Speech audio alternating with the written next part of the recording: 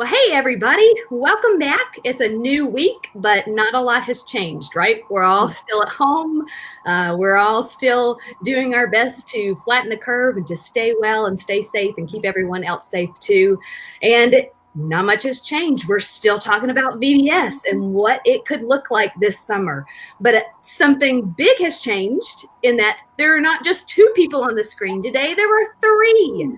We're so excited to once again be joined by Rhonda Van Cleve, who's our publishing team leader for Vacation Bible School at Lifeway, and our very special guest, who is our dear friend, Jenny Ross. And Jenny is here today because she is an expert when it comes to Backyard Kids Club or when it comes to a neighborhood VBS. And if you have downloaded the book, the ebook from lifeway.com/4ways, then you have already seen that neighborhood VBS is one of 4 options that we're recommending for this summer, for a way that VBS can still take place even in this COVID-19 craziness, that you can still have VBS in a way that is safe, that is fun, that is creative. And neighborhood VBS to me just makes a whole lot of sense. One reason I think it's awesome is because you don't lose that relationship building aspect that makes VBS so critically important and so wildly successful as a strategy for reaching your community.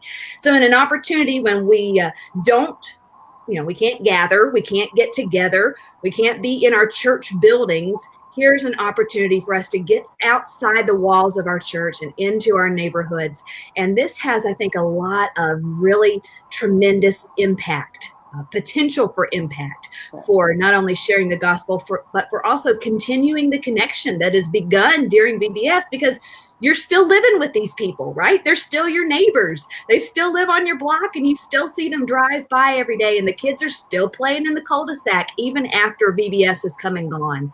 And so there are some wonderful opportunities for us to build bridges and to share the gospel with the people that live right around us. And so I want to have a little conversation with our expert today. Jenny, tell us how long you have been doing a backyard Bible club, a backyard kids club, or a neighborhood VBS. I mean, you can call it anything, right? What do you guys call it? We call it Backyard Kids Clubs. And this is our 10th year. So this is not how we wanted to celebrate year 10, but we're still excited that God opened this opportunity for our church 10 years ago. So we've had quite a bit of experience. And what I love the most about a backyard kids club or a neighborhood VBS is every single one can be unique and can fit the needs of that neighborhood. So we have some that are really big and some that are really small, but the feel of it, each one takes on the feel of that neighborhood. And so it doesn't have to look like everybody else's. I love that. And you've done a ton of them. I mean, some years more than others, but kind of what's your average range in the number of these backyard kids clubs that take place in your communities? That's right. So we don't do the traditional VBS on site at our church. And so we send all of our people out. So I don't want it to sound overwhelming. We've had as many as 30 sites. We've had as few as 14 sites. We're normally around the 20-ish numbers. And each site is a team that's created in that neighborhood, reaching those people. But yeah, it's been great. And we find that we often reach the same number of kids as we were reaching before, but we're reaching different kids. So an example is, a neighbor across the street, they may not travel to a church, but they know you. And so they'll send their children across the street, which is what happens in my own neighborhood. And I post it at my own house every year to make sure I keep my fingers in it. I love it. Now, do you determine your number of sites in advance, or is it based on the number of volunteers who step up that year? So each church would really need to think through what their strategy is. For us, our strategy is to go into truly neighborhood settings. You can do parks, you can do other open spaces, but as Melita mentioned, we really value that relationship. And so we want people to be there that you're going to build those relationships around. And so we put it out to our church and we just say, who is willing to host? And we need to think through, is it a neighborhood that even has children? Some neighborhoods, the age range changes over the years. We had someone who volunteered to host, and they lived on a farm, which was wonderful for space, but nobody was nearby. And so you do just need to be strategic and go, is this a location that represents our church population well, that we've got families that live there, and there are families in that community that would want to come and attend. And so we just put it out and say, who's willing to open up their home and be willing to host. So of course, we're going to try to hit those major neighborhoods. And then we send all of our people to one of those sites and have them invite their friends and families to whatever site is nearest to them. Now, Rhonda, what kind of curriculum helps are available? If this is the option that feels like it makes the most sense for us this year, are we trying to invent this from scratch, or what do we have? Well, you've got two options, and one depends on where you are right now. Like, did you already order your curriculum thinking you do a traditional VBS? And so you already have leader guides and packs and things like that. You can still use that and just go. In fact, when this all started, this was used with just the stuff you have in your hands right now. Leader guides that have the Bible stories, that have activities, leader packs with your teaching pictures and your activities. So you can continue to go ahead. Your rotation teams just may have to think different, how to do it in maybe resource packs to give out to host homes as opposed to leading all of the craft or missions or music rotations in your church. But those same people can pour into that and think it. So you can just start with what you have on hand. Now, if you haven't purchased anything yet and you're thinking, oh, okay, we're going to think about doing neighborhood, then you could probably step into what we did create based on the fact that people like Jenny and several others that we're really good friends with were doing in Backyard, and that is the Backyard Kids Club Kit, where a lot of the looking through the curriculum and finding the pieces that really work for outside, like Jenny's pointing to behind her, is she prepared or what? But in the box is folders, a set of folders, very simple to hand out to your host and your preschool Bible study leader and your kids Bible study leader and your music director and your crafts person, tons of rec cards.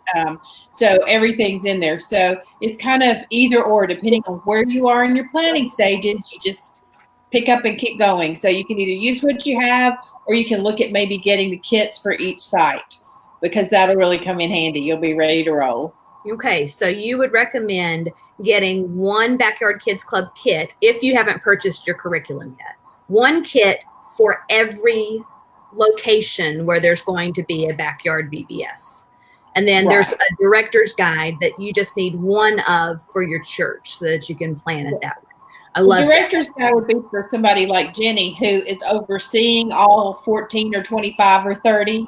Some of the same information is in there that's in the kit, like the role that the children's Bible study leader is going to play or the music person. But that way you have it both places. But the director's guide helps you coordinate all those sites and go through a checklist of safety and security and training and promotion and follow-up that's in there. And then in the kit, it's more specifically to that person that's going to fill that role. And they have it right in their hands, what they're supposed to do. The director's guide is also great with just like schedule. So perfect. Just in case you're just tuning in and you haven't yet gotten your curriculum, I wanted to point you to Lifeway.com/4ways, because this is the landing page that gives you helpful answers to frequently asked questions. There's an overview of all of the strategies that we've been talking about in this 4-part series, but you also have a free download there of an ebook that can tell you how to take the curriculum that you've already bought or you've typically bought for your church's VBS at church, and to translate it into a VBS at home. And a VBS that takes place in your neighborhood, which also is where your home is. So a neighborhood VBS becomes a great option. Jenny, let's talk about some logistics here, and feel free, you guys watching, if you have questions, feel free to shoot those to us in a comment so we can address them while we're live. But Jenny, I imagine some people are looking at this going, this is probably my safest option this year, or this feels like it's doable. We don't know what this summer's really going to look like. And probably for people who live in different parts of the country, it's going to look very different depending on where they live and what their local government is recommending. Whether you can only meet in groups of 15 or groups of 50 is going to drastically change your approach. And so this is one of these options that works no matter what stage of reopening you're in, because it could focus solely on a nuclear family, or it could be 1, 2, 3 families who happen to live close to one another, and you can kind of control the numbers and keep it under 10 kids. Or you might have a larger setting and be able to host, 30 kids maybe at a site. So you said you begin with who is willing to serve. What do you look for besides just the physical location? Do they live in a neighborhood? Are there children who live by? What kind of qualities are you looking for in the people that serve as the host home? Great question. So our host, you really want somebody who's got that gift of hospitality. By opening up their home, even if it's just a few families nearby or to the whole neighborhood, they basically become a missionary or a chaplain in their neighborhood. And I will be very honest, it keeps me in check all year long that I am known as the VBS lady in my neighborhood, and I have to be nice to all the kids all year long and keep my witness in check. But that is somebody that you need to think through. I had one person early on say, "Oh, I'm thinking about hosting, but I work really hard on my flowers, and I don't want the kids messing up my flowers." That's really not the kind of person that I'm looking for. And so I sent them to another site to be a craft leader. And so you do need somebody who is willing to open their home and to think through all of those things. Can they have a rain plan? Do they have the space for this? Is there yard space? Are they on a major road? The safety and security, those kinds of things. They don't have to be the director. We do have some sites where the host just bubbles with joy and love and can make those connections, but they may not be the best with details. You can take that team leader kind of position off the host and give it to another team leader. Maybe your craft person or your Bible study person's real good with those details, because you still want to do registration, keep track of attendance, and be able to do follow-up. If you don't capture the information, you can't follow up with those families. And this is still a follow-up opportunity. And so sometimes that host, you can put all of that onto one person as a director, or you can divide it into 2. But your team starts with your host and that family and location. What's your average size for a team coming in? I think maybe some people are thinking, if I'm the host, that means I'm going to have to do it all myself, or I'm going to have to drag my whole family in, and we alone as a family unit are responsible for it. But it sounds like you're talking about, several people joining in. So ideally, what does that team look like? So if numbers are not going to be an issue for you, a team is really 5 people. So you're going to start with your host, and then you're going to need music, Bible study, rec, and craft. And so that can still be done with 2 families, 3 families. A lot of times I'll have the wife is going to lead Bible study, the husband wants to lead rec, or they've got high school or middle school students, and they can come in. And so you can do it as 1 family or as 2 families. You can also bring in a lot of families. The ways that we recommend most when you put your team together is once that neighborhood is established, who else lives in that neighborhood from your church? I have 2 other families in my neighborhood from my church, and I always reach out to them to see if they're willing, because they already have connections with people in the neighborhood too. And so with our connections and their connections, we bring it all together, and they get to help me with the follow-up and building those relationships with people, because they're going to see them at the pool during the summer or out taking walks. So that's the first place you want to try to build your team. But the next place that works really well, whoever the host is, they should go to their adult Sunday school or Bible study class, whatever you call it at your church, and make it a mission project for that adult group, because you love to serve with your friends anyway. So bring your adult class together, fill those spots, have them bring their children and then their students together. And it is not hard to put a team together. for Backyard Kids Club or Neighborhood VBS. I love that. There's been a little conversation that I have heard even among parents of teenagers in my church this year, because we got the word that all of our summer plans for students are canceled. They're not going to get to go on their choir tour or their mission trip or their senior international trip. And as heartbreaking as that is, there were some parents who said, but this gives us an opportunity, instead of going somewhere else to serve and do this kind of activity somewhere else, we could do this in our own backyards, and enlisting among our teenagers, empowering them to be the point people for this. And I think that's a great idea. Okay. It really, I think it's important for us to look around at what we've got. We've had to get flexible during all this season and make do with what we've got. And so we look around and see who's available, who's willing, and how can we best achieve our goals with the resources, even the people resources that are available to us. And so I think that really once you start taking the restrictions away, kind of pushing against what we've always known, the possibilities really are endless for what this might look like. I've got a very practical question. Okay. What do you do about kids who just have to go to the bathroom in the middle of Backyard Bible Club? How do you handle that? I imagine every church could have a different strategy for it, but what do you guys do? So definitely all of our leaders, the ones who are, you get the title of Bible study leader or whatever your title is, they are background checked, just like we would on our church campus on a Sunday or a VBS. And so they get trained, and you may have to do video training this year, and that's fine too, but they are background checked and they're trained. In a neighborhood VBS or Backyard Kids Club, we're all together as a group most of the time. Like we may, if your group is big, you may divide in half are in rec and half are in craft, but still it's a very group setting. So if a child needs to use the restroom, one of those background check leaders signals another leader and says, I'm taking this child into the home to go to the bathroom. Now, most of our sites, we only go down to about age pre-K, 4 years old. So children should be able to go to the bathroom by themselves at 4. And so the leader will stand in the doorway, like the front door, or to the hallway, and direct the child to where the bathroom is and come back out so that they are still near the child, but kind of in sight of somebody outside. As soon as the child's done, they go back outside, and that leader lets the other one know, hey, we're back out here.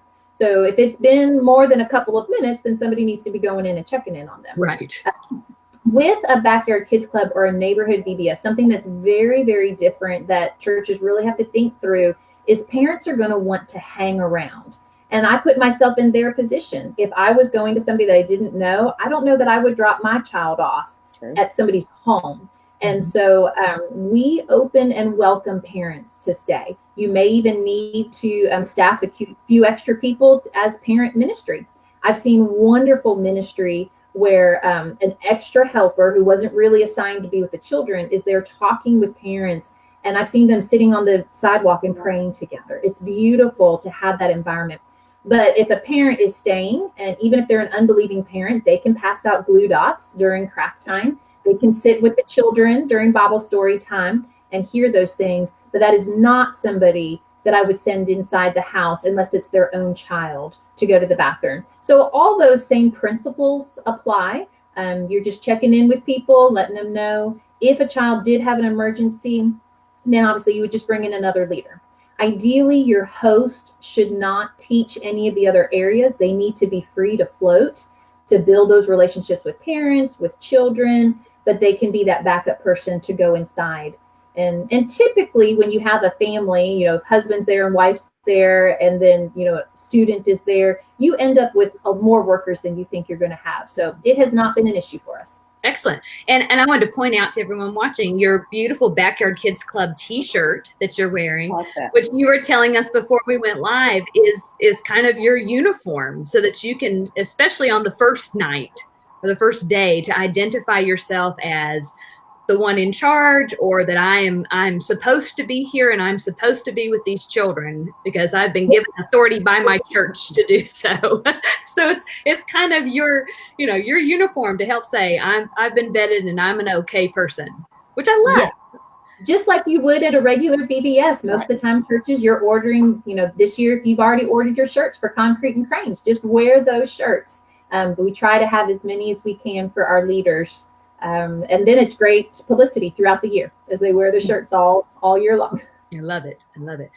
We actually have not gotten any questions in our comment feed, except somebody said, oh, yep, my number one question has been, what do we do about the bathroom? But I would imagine another number one or number two question would be about liability to the homeowner or to the church. And so how does your church handle that?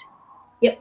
Again, that's going to be up to every church based on what they have as far as their legal rules and processes. But I'm pretty upfront with my hosts, and I say, look, this is no different than if you were hosting a birthday party for your child and inviting their whole class over, or if you were going to host a neighborhood cookout. So you need to make sure that your own homeowner's insurance is up to date, and the liability does fall to the homeowner. But we decided 10 years ago when we started this that we're stepping out on faith. And so we do a lot of prayer walking beforehand. And God has been so faithful to us. And we've had a few minor incidences here and there, but nothing that has scared us away from doing this. And we step out in faith and we walk through. And I talk with all of our hosts. We train them thinking through those safety and security issues. But there you go. I love it. That's so cool. In noticing the weather that we've had in the last couple of days that came out of the blue sometimes, even when we thought it was a pretty sunny day, most of the time a neighborhood setting is an outdoor setting. So how do you plan for the unexpected? Absolutely. The biggest key with a neighborhood VBS is flexibility, because anything could change at any moment. And an example, even with being outside, I've taught Bible study and the person up the street decides to start cutting their grass, or a hot air balloon goes overhead. So you do have to be ready and prepared with distractions. But we ask our hosts to go ahead and create a rain plan. At my home, I have a great yard. Our home inside is not one of those open concept. It's very cut up. And so we just have to figure out our plan. And so for our plan, we clear out the garage. And so we'll do music first in the garage all together. And then we divide because we have younger and older. So my older elementary go into the living room and we just push all the furniture back out and we have Bible study in the living room. The younger preschoolers go to a small kind of Florida bonus room area that we have, and they have Bible study there. And then they come back and the older ones will have rec in the garage and the younger ones will do craft in the kitchen, and we set up some other tables. And then they go back out to the garage for snack and they flip flop. And then we end again in the garage with music. And so we make it work. The only times that we've canceled is in the case of severe weather. So if there's tornadoes, hurricane, those kinds of issues, then yes, we'll cancel for a night. But we've packed a whole lot of bodies to where we could see steam rising in the living room. We're looks at memories, and we're sharing the love, and the kids. There's excitement and energy there with that too. Oh, absolutely! I think that's so much fun. That's great. That is a voice of experience right there. Oh yeah, I was just thinking back to my childhood, and the best thing of all was when you got to not sleep in the bed, but you got to actually sleep on the floor. You could just grab a quilt and a pillow and sleep on the floor. That's incredible. So I love that idea of just pushing everything back and using it in a different space. And those are the kinds of things that make memories for children, for sure. Is this, we're not allowed to move the furniture at home, but we got to push it back and be in the floor. Oh, that's so much fun. I love that. Sandra has asked us a question here, jumping back to your question before about how you handle liability. And do you ask to see the homeowner's insurance to verify that, or is that something that's just a system of honor? No, we just tell them, they know it's up to them. So if they're not doing their due diligence, it's going to come back. They don't fall under the church's liability insurance. And so I don't actually ask to see it, but I just tell them. And most people, if you're going to think about, I'm having a lot of people over, they're going to make sure that their insurance is up to date. Right. Right, absolutely. Well, I want to honor your time, Jenny, and thank you for being here with us and giving that so freely to us to talk about a neighborhood VBS. And you're actually going to be back with us on Wednesday. Is that correct? Yes. Wonderful. So to all of you watching, we're going to do a live Q&A just as we have done for the other strategies in our Lifeway VBS community. That's our closed group. You have to request to join the group and answer the questions to be admitted there. But we're going to spend a good chunk of time this Wednesday afternoon. I believe it's at 1 o'clock. Is that right? 1 o'clock Central? To discuss that, to discuss your questions. And so if you have any, be thinking about them, and we'll come back and help you figure out what a neighborhood VBS might look like in your neighborhood this summer. There are tons of ways that VBS can still happen safely this summer, and this is just one of them. If you are interested in that, or really in any of the strategies that we're recommending for this summer's VBS, please go to lifeway.com/4ways and download your ebook. It is absolutely free. It's a great jumping off point to figure out what VBS is going to look like this year, because we really truly believe that people are going to need VBS this summer. Not next summer, though they'll need it next summer too. But they're specifically going to need this summer's VBS as a source of joy, as something to look forward to, as a time when we get to pour into our community when we have been isolated from one another, and we get a chance to come back together again, to re-engage, and most importantly, we get an opportunity to share the gospel. I can think of no better message for this year than the message that is Concrete and Cranes, because it is helping us see that when everything else falls apart, and when the storms of life come, and when we can't count on job security or our health, or even that schools and churches will be allowed to meet together, we can trust Jesus Christ to be our foundation that is immovable, unshakable, that will weather every storm that life can throw at it. And so this is a very timely message. And so thank you guys who are watching for your commitment to making sure that VBS still happens this year. Well, I think we need it now, perhaps more than ever. So 4 ways to do VBS are recommended there. And thank you, Jenny, and thank you, Rhonda, for joining us. We will see you guys again on Wednesday, and then back in this space on Thursday to talk more about a wonderful tool that can help you with your VBS, no matter what strategy you're using, called Kid Event Pro. Until Wednesday, we'll see you later. Bye.